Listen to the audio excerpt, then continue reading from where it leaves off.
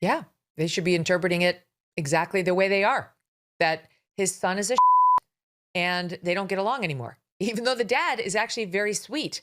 And the dad has been basically called a racist by the son. He's had their entire country called racists over Brexit by the son and the wife. He's had his son give up everything he gave the son for some loser grifter from Deal or No Deal who decided to wrest him away from the royal family and everybody who took care of him and gave him every gift in the world.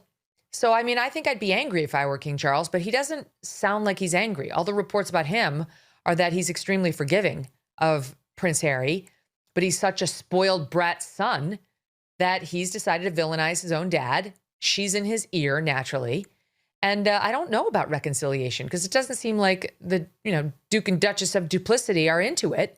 They're too busy firing more staff and reducing people to tears out in Montecito. There's a line between patience and inaction. And right now, King Charles may be standing on the wrong side of it. For years, Prince Harry and Meghan have taken very public steps away from the royal family. Interviews, accusations, revelations.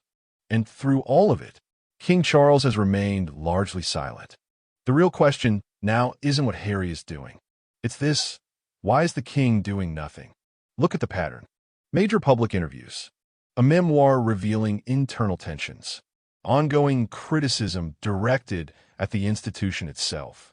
And what has been the response? Silence. Not strategic communication. Not firm boundaries. Just silence.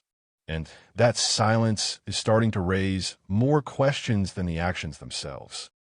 Well, yeah, the interview was very interesting. I saw the whole interview, and psychologically very interesting. So he says he wants to reconcile, and there's no point continuing fighting, but he's been fighting for about 5 years, fighting battle after battle to get the state to pay for his protection, okay?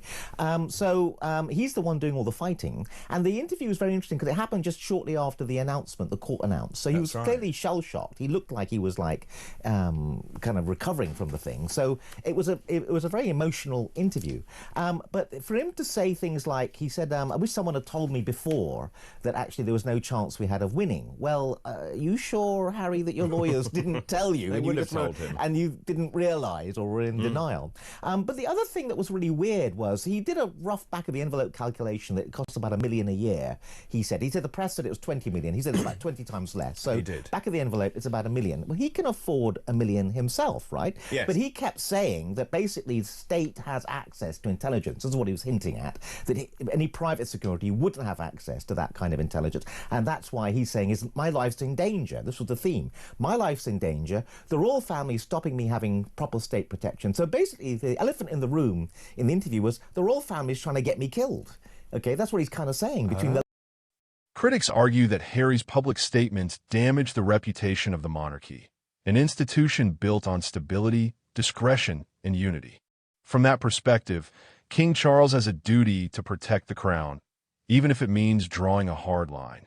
Let's be clear, this is no longer just a family disagreement. This is about the reputation of an institution built on discipline, hierarchy, and control of narrative. Reports suggest that King Charles is deeply forgiving toward his son, and that may be true. But forgiveness without boundaries doesn't resolve conflict. It enables it. At some point, leadership requires intervention. But before we go further, let me pause you right there, because if you are enjoying this kind of breakdown, you need to act quickly. We're trying to hit 500 subscribers in just 2 weeks. That is ambitious, yes, but entirely doable with your help. So if you do not want to miss the sharpest takes on royal drama, go ahead, subscribe, and click that notifications bell right now. Because trust me, the next few weeks in this story, you'll want a front row seat. Now, back to the silence. Reports consistently suggest that King Charles is deeply forgiving toward his son. And that makes sense. This is not just a monarch dealing with public controversy. This is a father dealing with his son. That relationship matters. It complicates everything. But here is the problem. Forgiveness without boundaries does not calm a situation like this. It stretches it. Think of it like a pressure cooker. Every statement, every interview, every public move adds heat. And what does silence do? It keeps the lid firmly shut. And eventually, well, you know how that ends. Now here is where I am going to challenge the comfortable narrative. Because many people say this silence is strategic, that it reflects discipline, that it is the royal family rising above the noise. But is it? Or is it avoidance dressed in royal etiquette? Because leadership, real leadership, is not just about knowing when to stay quiet. It is about knowing when silence stops working. And here is the uncomfortable truth. We may already be past that point. Let's bring this down to something relatable. Imagine a company where a former executive goes public, criticizing leadership again and again. And the chief executive responds with nothing. No clarificación, no boundaries, no visible acción. At first, people admire the restraint. Then they start asking questions. Then they start losing confidence. Because silence, over time, stops looking like strength. It starts looking like uncertainty. And that is the risk here. Now add the father-to-son dynamic into this equation, and everything becomes even more volatile. Because this is not just an institutional challenge. It is deeply personal. If King Charles acts too harshly, he risks permanently damaging his relationship with his son. That is not just a headline. That is a fracture that may never heal. But if he continues to say nothing, the situation could spiral further. Resentment builds. Narratives harden. Public expectations intensify. In other words, doing nothing is not neutral. It is a choice with consequences. And those consequences do not stay contained. They grow. Now let us push this one step further, because this is where the stakes really become clear. If the monarchy is seen as unable to manage internal conflict, what message does that send externally? This is an institution built on continuity, stability, and authority. It does not survive on chaos. It survives on control, quiet, measured, deliberate control. And right now, that control feels contested. Not gone, but challenged. Now here comes the pivot.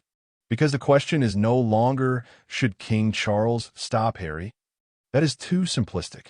The real question, the only question that matters, is this. Why has he not acted in a way that clearly defines the boundaries? Not silence, not avoidance, but clarity. Because clarity changes the entire dynamic. It signals leadership. It sets expectations. It shifts the narrative. And without it, the narrative writes itself. Gathered to see Harry and Meghan. Are you excited to see the couple? Absolutely thrilled to see the couple. Yeah. Yes. Yeah. Their Harry's grandmother actually opened the hospital originally, and her portrait and his late grandfather's portrait just up the hallway here. And what does it mean to have them visit Australia? Are you excited to have them in the country? Absolutely. It means an enormous amount, and particularly with Harry and his mother Diana. Shedding light on the children's health is so important. Now let me be very precise here, because this is where people often get it wrong. This is not about controlling Harry as an individual. He has stepped away. He has his own platform, his own voice, his own direction. That part is done. But when that voice consistently intersects with the monarchy's image, the absence of response becomes part of the story. And right now, that story is starting to tilt in a direction that raises more questions than it answers. Now, let us talk consequences, because this is where things could get worse. If this continues unchecked, you are not just looking at ongoing tension. You are looking at escalation. More statements, more reactions, more public scrutiny. And at that point, the silence is no longer a strategy. It becomes a liability. And here is the part that often gets overlooked. Once narratives harden, they are incredibly difficult to reverse. So timing matters, response matters, and leadership, real leadership, matters most when things are uncomfortable.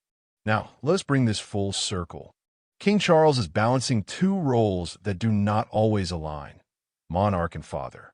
As a father, restraint makes sense. Compassion makes sense. Forgiveness makes sense. But as a monarch, there's a responsibility that goes beyond personal emotion. And when those two roles collide, indecision becomes dangerous.